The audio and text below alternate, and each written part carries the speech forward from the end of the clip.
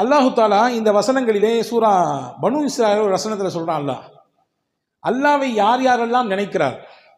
நாம் நினைக்கிறோம் மனிதர்களாகி நாம் மட்டும்தான் நினைக்கிறோம் என்று, நாம் மட்டும்தான் அல்லாவை தஸ்பீஹ் செய்கிறோம் என்று. அல்லாஹ் சொல்கிறான்,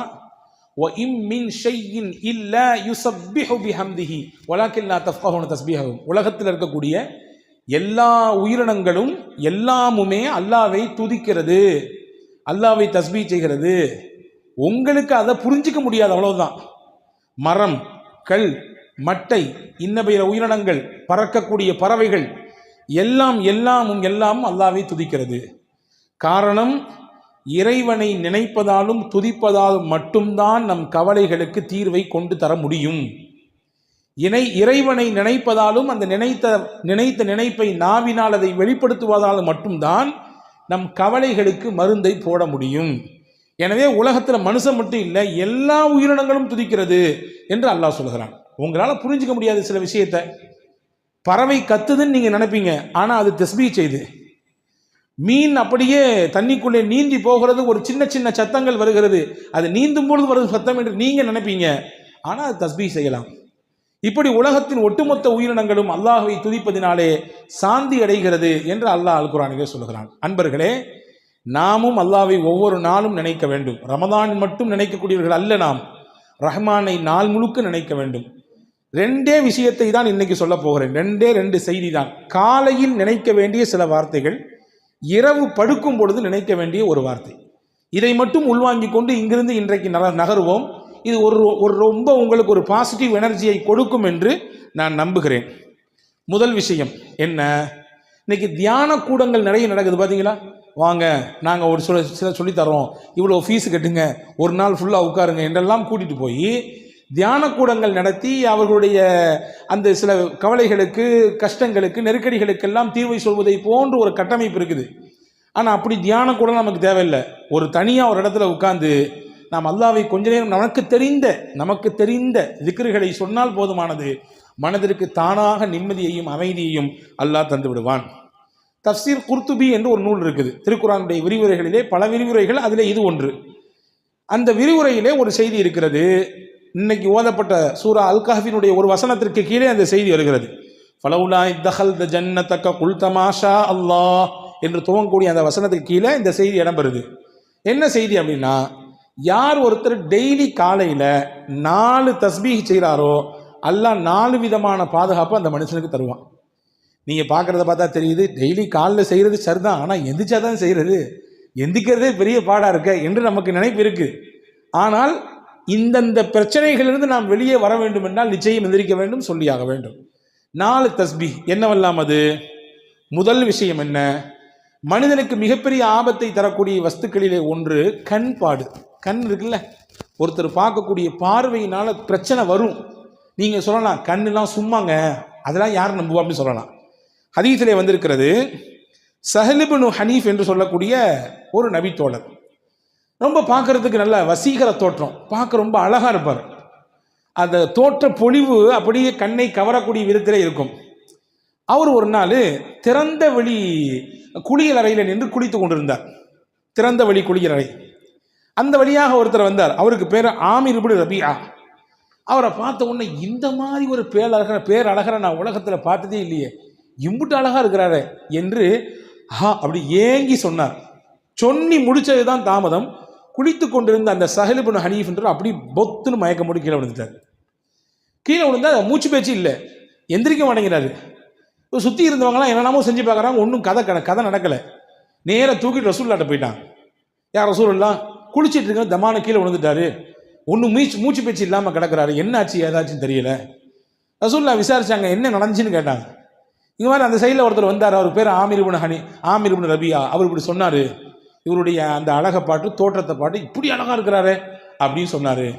அப்படின்னு சொன்ன உடனே ஸல்லல்லாஹு அலைஹி வஸல்லம் அங்கே நமக்கு எல்லாத்துக்கும் சேர்த்து ஒரு பாடம் சொல்லி தந்தாங்க. என்ன தெரியுமா சொன்னாங்க, மன் ரஆ ஷையன் ஃபஅஜபஹு ஃபகால மாஷா அல்லாஹ் லா குவத இல்லா பில்லாஹ். உங்களுக்கு ஏதாவது பிரமிப்பை தரக்கூடிய விஷயத்தை நீங்கள் பார்த்தீங்கன்னா என்ன சொல்லுங்க, மாஷா அல்லாஹ் லா குவத இல்லா பில்லாஹ், இப்படி சொல்லுங்க. இப்படி சொன்னீங்கன்னா உங்களுக்கு பிரமிப்பை தரக்கூடிய விஷயம் உங்களுக்கு நடந்தால் நீங்கள் சொல்லுங்க, அல்லது நமக்கு தெரியும்ல, நம்மள்ட்ட இது அழகாக இருக்குது, இன்றைக்கி போட்டிருக்கக்கூடிய ட்ரெஸ் நல்லா இருக்குது, நம்ம வாங்கியிருக்கக்கூடிய கார் நல்லா இருக்குது, நம்ம வச்சிருக்கக்கூடிய பைக்கு நல்லா இருக்குது, நம்ம கட்டியிருக்கக்கூடிய வீடு நல்லா இருக்குது அப்படின்னு நமக்கு தெரியும். நீங்கள் எல்லாம் முடிச்சு இந்த விஷயத்தை செஞ்சுருங்க. மாஷா அல்லா லா குவத்த இல்லா பில்லா இப்படி சொல்லிட்டீங்கன்னா என்ன நடக்கும்? கண் பாடிலிருந்து என்ன பிரச்சனை ஏற்படுமோ அதெல்லாம் ஏற்படாது. கண்ணினால் என்ன பிரச்சனை ஏற்படுமோ அது ஏற்படாது. இதை சொல்லிவிடுங்கள் என்று பெருமானா ஸல்லல்லாஹு அலைஹி வஸல்லம் சொல்லிட்டு அடுத்து நடந்தது தான் செய்தி. இந்த ஆமீர் இப்னு ரபியாவை பக்கத்தில் கூப்பிட்டு அவரை ஒது செய்ய சொன்னாங்க. தண்ணீரை வச்சு ஒது செய்ய சொன்னாங்க. அவருடைய முகம், கை, கால் எல்லாத்தையும் கழுகினார். ஒரு அறிவிப்பிலே வந்திருக்கு, அவருடைய உடலை முழுக்க கழுக சொன்னார்கள். கழுகி அந்த தண்ணீரை தூக்கி அந்த படுத்து கிடந்தார், மூச்சு பயிற்சி இல்லாமல் அவர் மேலே அப்படி ஊற்றி விட்டாங்க. டபார்னு முடிச்சுட்டாரு. மற்ற தண்ணியெல்லாம் அடித்து பார்க்குறாங்க, முடிக்கல. இவருடைய உடம்பிலிருந்து பட்டு வந்த நீரை தூக்கி ஊற்றினார்கள். மயங்கி கடந்த அந்த சஹல் இப்னு ஹனீஃப் என்ற சஹாபி எழுந்தார். பெருமானா ஸல்லல்லாஹு அலைஹி வஸல்லம் லில் ஐனி ஹக்குன், கண்ணுக்கும் சில விஷயங்கள் இருக்கிறது, எனவே அந்த விஷயத்தில் நீங்கள் கவனமாக இருங்கள் என்று பெருமானா ஸல்லல்லாஹு அலைஹி வஸல்லம் சொல்லி தந்தாங்க. எனவே தான் நம்முடைய முன்னோர்கள் எல்லாம் வீடுகளுக்கு முன்னால் சில வாசகங்களை பொறித்திருப்பார்கள். வஹப் பின் முனப்பஹ் என்று சொல்லக்கூடிய மிகச்சிறந்த மார்க்க அறிஞர்களில் கட்டுப்பட்ட தாபீன்களுடைய வரிசையில் வரக்கூடியவர், அவருடைய வீட்டுக்கு முன்னாடி எழுதி போட்டிருப்பாராம். என்ன இதை? மாஷா அல்லாஹ் லா குவத்த இல்லா பில்லா. ஏன் எழுதி போட்டிருக்காரு? யாருடைய கண்ணும் வீட்டிலே இருக்கக்கூடிய நபர்களுக்கோ அல்லது வீட்டிலே இருக்கக்கூடிய பொருளை வந்து பார்த்ததற்கு பிறகோ ஏற்பட்டு விடக்கூடாது என்கின்ற அச்சத்திலே அப்படி எழுதி போட்டிருப்பார் என்பதாக வரலாற்று குறிப்புகள் இருக்கிறது. எனவே காலையில் எழுந்தவுடன் முதலில் நாம் மாஷா அல்லாஹ் லா குவத்த இல்லா பில்லா சொல்லிவிட வேண்டும். ஏன்னா உலகத்தில் நல்ல பார்வையோடு பார்க்குறத விட கொஞ்சம் அப்படி இப்படி பார்க்குறவங்க தான் நிறைய. இதுதான் யதார்த்தம், அதை புரிஞ்சுக்கணும். ஒரு ஊர் வழியில் ஒரு பாதையில் ஒருத்தர் நடந்து போய்கிட்டே இருந்தாராமா. போய்கிட்டே இருந்த உடனே ஒரு குளத்து ஓரத்தில் ஒருத்தர் நீச்சல் தெரியாமல் அப்படியே அங்கிட்டு இங்கிட்டும் தத்தளிச்சுக்கிட்டு இருக்கிறாரு. இந்த நடந்து வந்தவருக்கு நீச்சல் தெரியும். டபார்னு குதிச்சாரு. குதிச்சு அந்த தத்தளித்து கொண்டு போகிற தூக்கி கொண்டு வெளியே கொண்டு விட்டார். இன்னொருத்தர் அந்த வழியாக வந்தார். ஏன் இப்படி என்னாச்சு, திடீர்னு தூக்கிட்டியே அப்படின்னு கேட்ட உடனே அவர் சொன்னார், அந்த போர்டை பார்த்தியா, என்ன போர்டில் எழுதியிருக்கு, யாராவது இந்த குளத்திலே தவறி விழுந்து நீச்சல் தெரியாமல் தத்தளித்து கொண்டிருந்தால் அவர்களை யாராவது காப்பாற்றி விட்டால் அவருக்கு 500 ரூபாய் பரிசு, அதனால தான் செஞ்சேன் அப்படின்னாரா. இவர் வந்தவர் சொன்னார், அந்த பக்கம் ஒரு போர்டு இருக்குது, அதை பார்த்தியா, ஏன் என்னது, அங்கே எழுதிருந்துச்சு, யாராவது இந்த குளத்திலே விழுந்து இறந்து விட்டால் அந்த பாடியை தூக்கி வெளியே போட்டால் அவங்களுக்கு 5000 ரூபா பரிசு. இவன் சொன்னானா, நான் முதல்ல பார்த்துருந்தேன் அதை செஞ்சுருப்பேனே அப்படின்னானா. நான் முதல்ல அந்த போர்டை பார்த்துருந்தேன் அந்த வேலையை செஞ்சுருப்பேன், இதை முதல்ல பார்த்து தொலைஞ்சிட்டேன். இதுதான் யதார்த்தம். நிறைய நபர்களுடைய நினைப்பு இப்படி தான் இருக்கிறது. எனவே நாம் கண்ணிலிருந்து பாதுகாப்பு பெறுவதற்கு முதல் விஷயமாக இதை நாம் சொல்லிக்கொள்ள வேண்டும். 1. 2வது, ஷைத்தானுடைய தீங்கிலிருந்து பாதுகாப்பு பெறுவதற்கு பெருமானா ஸல்லல்லாஹு அலைஹி வஸல்லம் ஒன்று கற்றுக் கொடுத்தாங்க. அதுதான் ஹஸ்புன் அல்லாஹு வ நிஅமல் வக்கீல். எல்லாத்துக்கும் தெரிஞ்ச ஒரு திக்ரு தான் இது. புதுசாக ஒன்று நான் சொல்லி தரல. ஹஸ்புன் அல்லாஹு வ நிஅமல் வக்கீல் என்பது ஹஸரத் சையதுனா இப்ராஹிம் அலைஹிஸ்ஸலாம் சொன்ன வார்த்தை.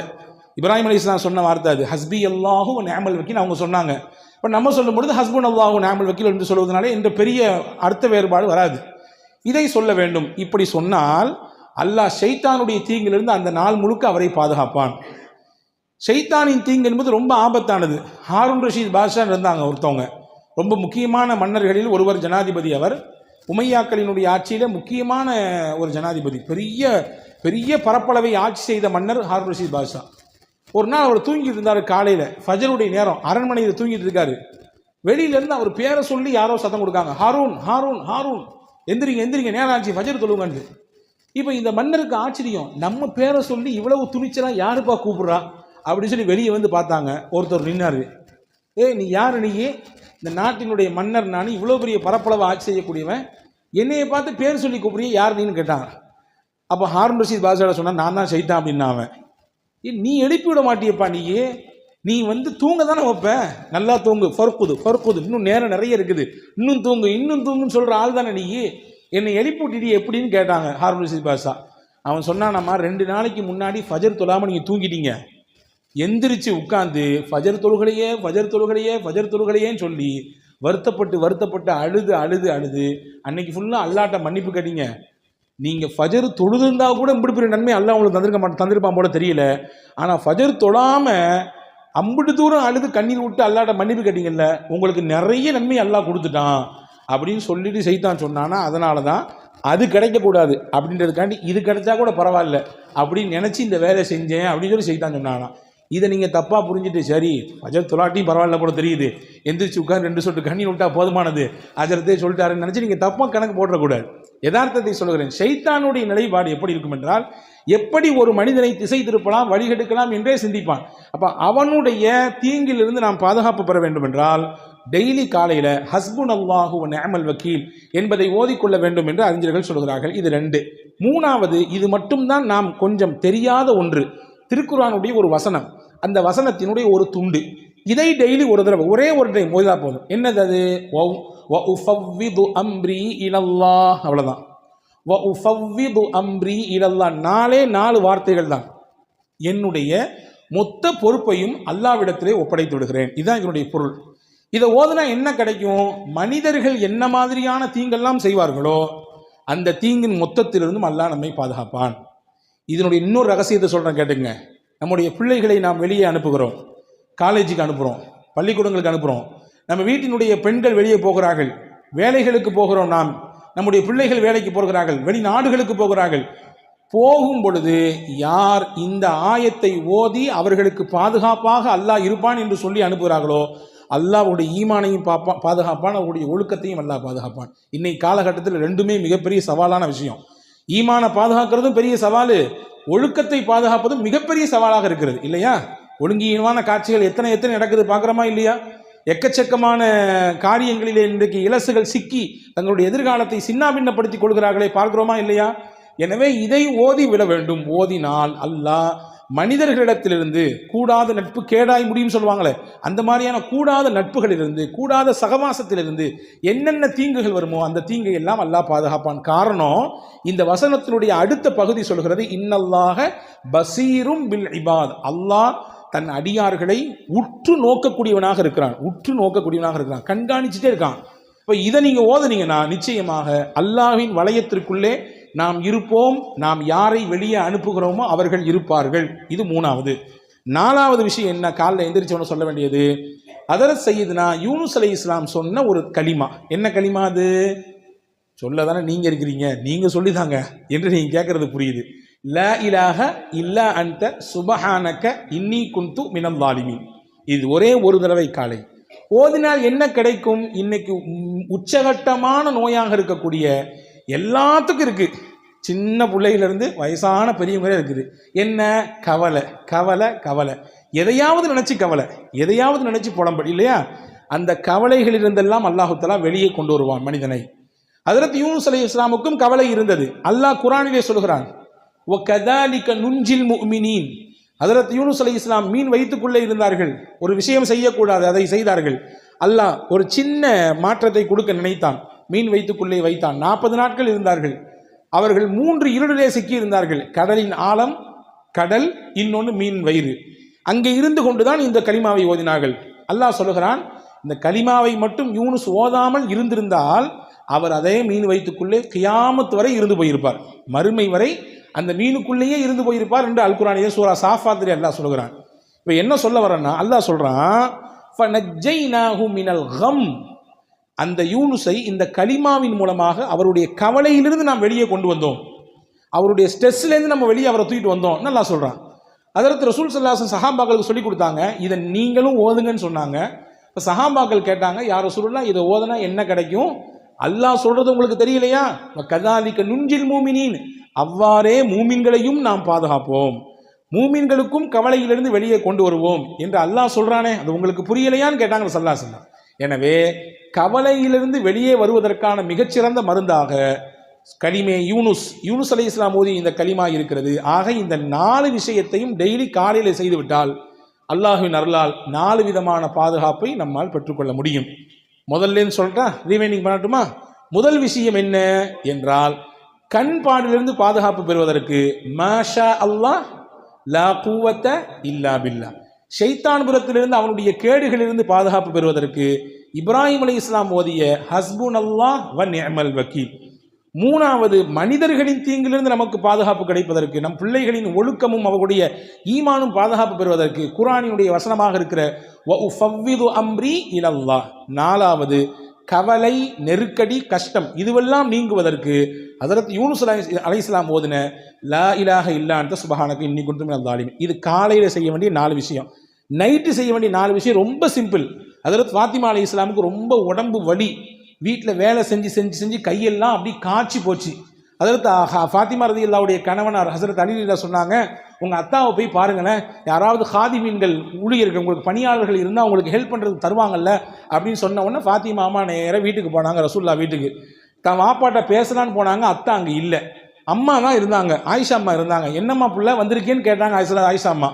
ஹஜ்ரத் ஃபாத்திமா அம்மா சொன்னாங்க, இதுதான் கதை, கையெல்லாம் காய்ச்சி போச்சு, வீட்டில் ஆள் இல்லை ஹெல்ப்புக்கு, ரொம்ப கஷ்டமாக இருக்குன்னு சொன்ன உடனே ரசூலுல்லாஹ்ட்ட சொல்லி ஏதாவது பணியாளர் கிடைத்தால் நன்றாக இருக்குமே என்று கேட்டுவிட்டு போக வந்தேன். வாப்பா இல்லைம்மா, வந்த உடனே நான் கதையை சொல்கிறேன்.